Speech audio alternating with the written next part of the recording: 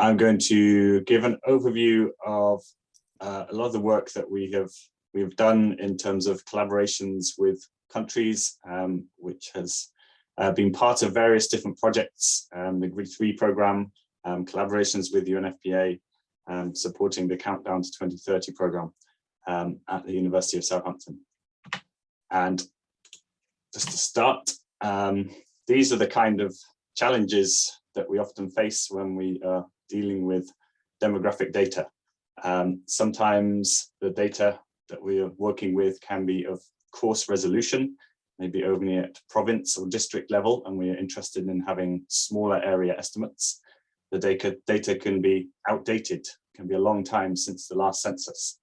The data can be incomplete. There can be areas of a country that are inaccessible for enumeration, and general problems of data that can be inaccurate, certain types of populations missing. And to put this into a different visualization, we may have data that has a complete national coverage that comes from a census or comes from projections from an old census, but is at coarse spatial scales. Or we can have data where there has been partial enumeration, either through an incomplete census or a rolling census, or there can be a situation where we have no data, recent data that we trust, and only small areas, maybe through household surveys and the household listings, have been captured. So I'm going to give examples of how we've tackled these different situations. And what we can use nowadays to try and firstly get more spatial detail and more temporal, more recent estimates comes from satellite imagery largely. So this is an image of a rural area of Afghanistan. And nowadays, the computing power available, the sophistication of algorithms, although not perfect, can extract from there the relevant locations of human settlement. This doesn't mean it extracts where the people are, it just gives us a first data set.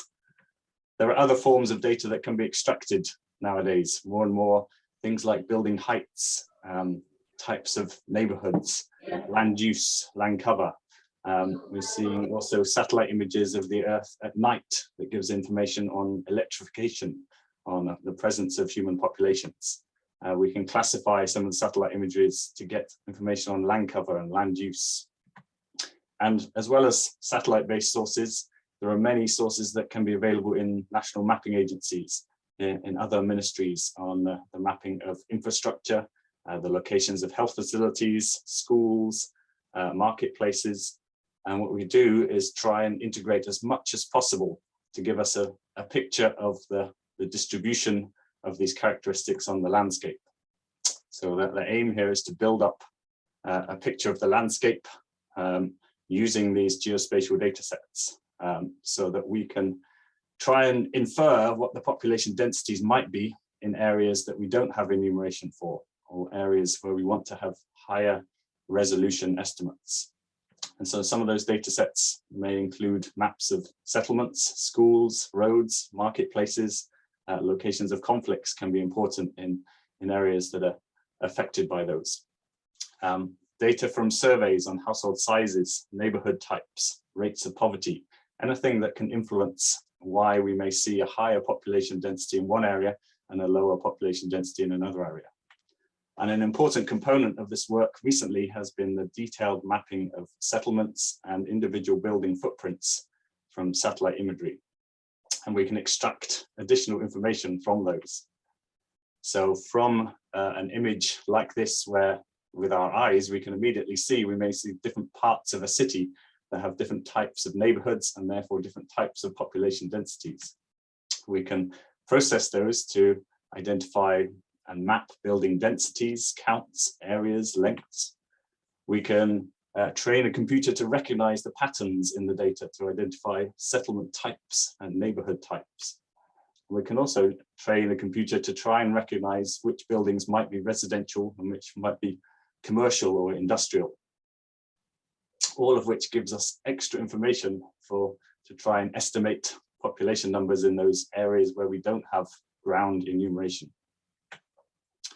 And this is the three basic types of data that we use in the population modeling. So the most important is some form of population data, ground enumeration. It doesn't have to be complete. It can be a projection. It can be small area enumerations from a household listing from a household survey. Then the settlement data that can tell us where populations are likely to be and where they're not. And then the geospatial covariates to inform the densities within those settled areas. And what we do is build spatial statistical models, and I'll show the different types of those, to try and produce population estimates, ideally with some kind of measure of uncertainty, confidence intervals, at these grid square level. And these gridded data sets give us flexibility and be able to integrate with other data sets, put over the location of health facilities, for instance, to calculate catchment populations and summarize those at different levels of administrative boundaries. There are two different types of approach I'm going to talk about.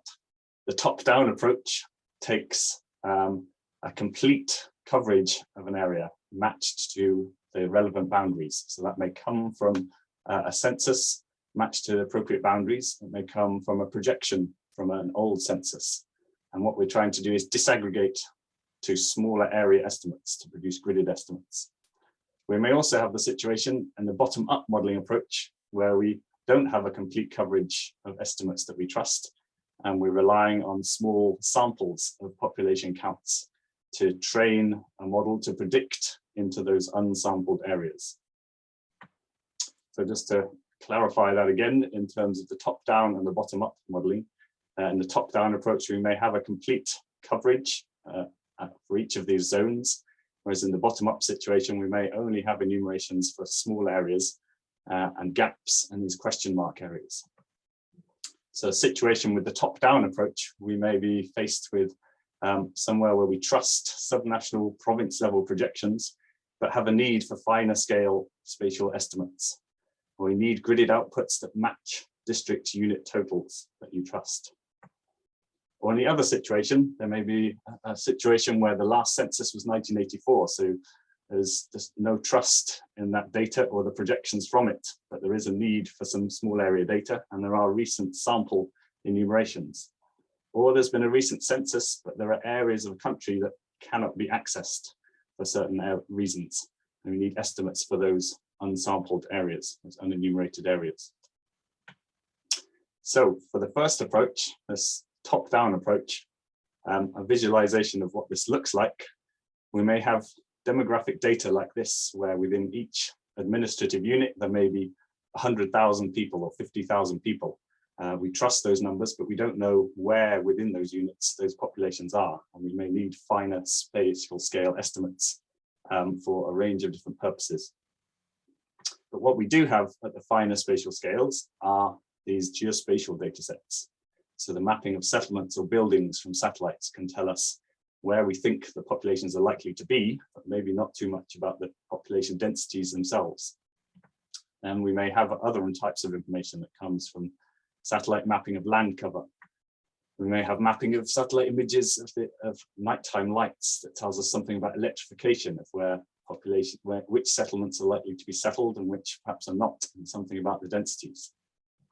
So we have this situation where we have coarse scale demographic data, but we have the finer spatial scale geospatial data sets. And sometimes we can be working with 40 or 50 of these different data sets that describe a different aspect of the characteristics of the landscapes. And so we're building a statistical model to use those relationships at the coarse scales to translate into predictions at the small scales based on those geospatial data sets. So we end up with an estimates like this for each grid square. And this is something through a range of collaborations we have done with official estimates, with census data matched to boundaries across the globe. And these are available in the, for instance, in the Esri's Living Atlas and the UNFPA Population Data Portal. But in some cases, they are based on outdated estimates or uncertain projections.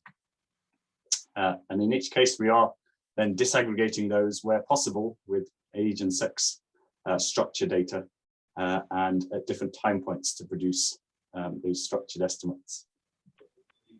And these data have found various uses. WHO in the World Malaria Report, the UNFPA assessing numbers of pregnancies and births, for disaster response, assessing populations likely to be affected by hurricanes coming in, and feeding into the health information systems, the DHIS2.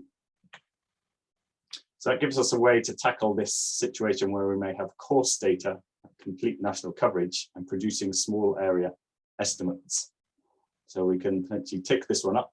And this is something where we have collaborated, for instance, through the GRID3 program with multiple countries already to produce these kind of estimates that are top-down disaggregations that match censuses or official projections. So in Sierra Leone for the COVID-19 response hub, recently in Ukraine, taking common operational data sets and disaggregating those to small area estimates.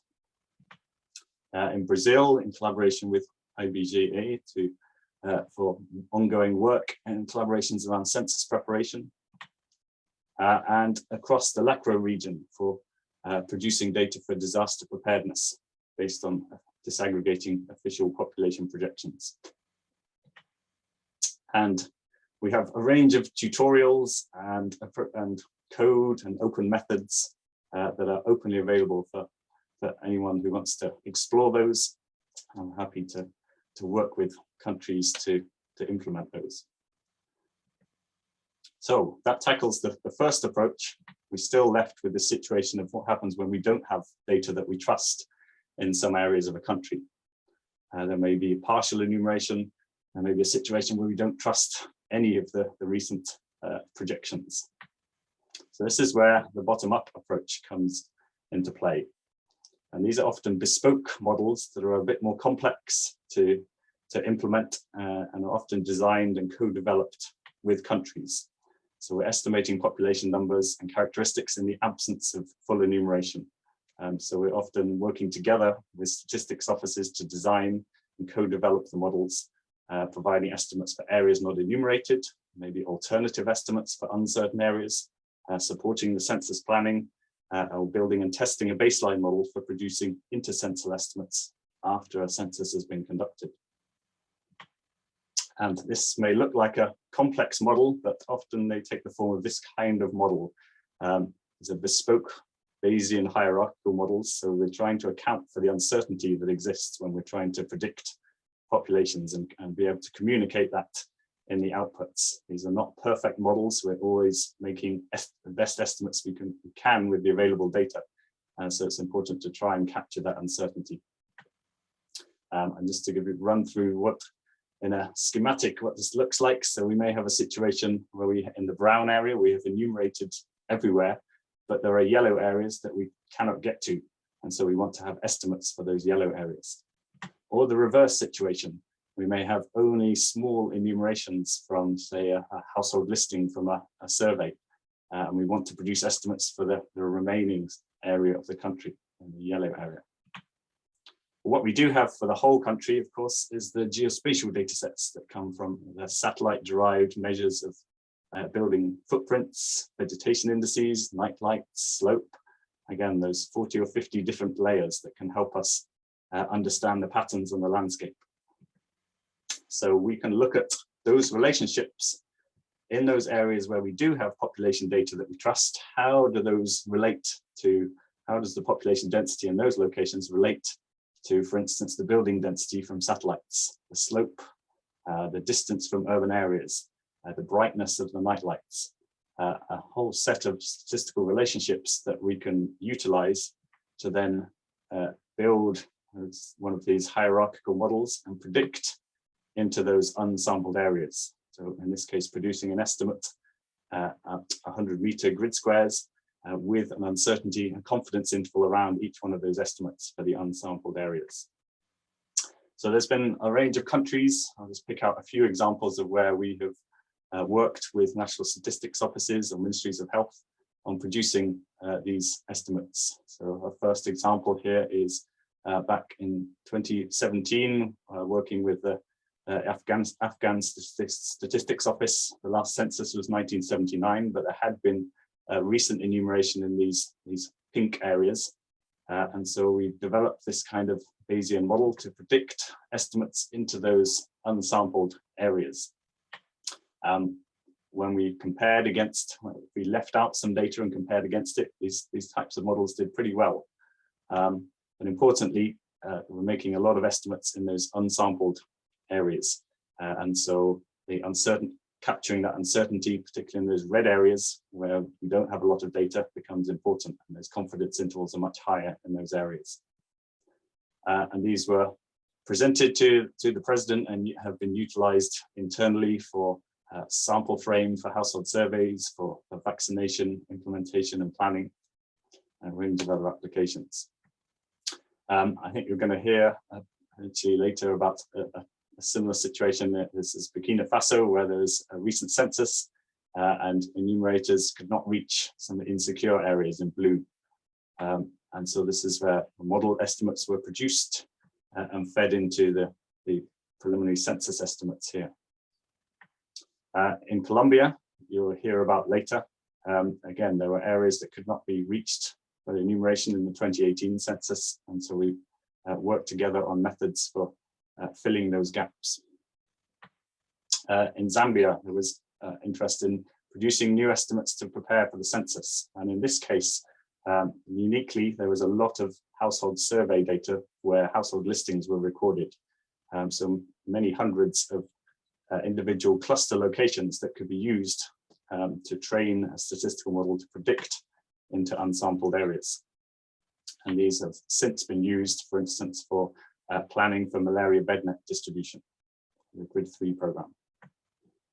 In Nigeria, again through the Grid 3 program, in this case, the last census was 2006, and projections were found to be pretty uncertain and problematic. So field teams went out to all of these red locations to collect population counts, and these were used as training data to produce new predictions in collaboration with the National Population Commission last year. And these have since been used, again, through the Grid 3 program to support COVAX distribution and planning, as well as polio vaccine distribution. Finally, the Democratic Republic of Congo, last census 1984, and a collaboration with Gavi, FlowMinder, with Grid 3 and the Ministry of Health here to collect, again, small area count data, sample data across 9 different provinces of the country to produce population estimates for that country, which have since been used again for vaccination, distribution and planning. So all of these estimates with their uncertainties are available for any of you to explore, to download, to read about at our open population repository, or also through the Grid 3 data portal. And we've recently developed some training materials that give an introduction to some of these statistical modeling approaches, in this case in collaboration with UNFPA, and was used during a workshop with the Brazilian Stats Office. There's an ongoing collaboration there. And so these are open again, and you can run through those. So just to finish off, the key messages here. I think we know, all of us, that small area population data underlies so much of governance, decision-making, humanitarian response, resource allocation, health interventions, development goals.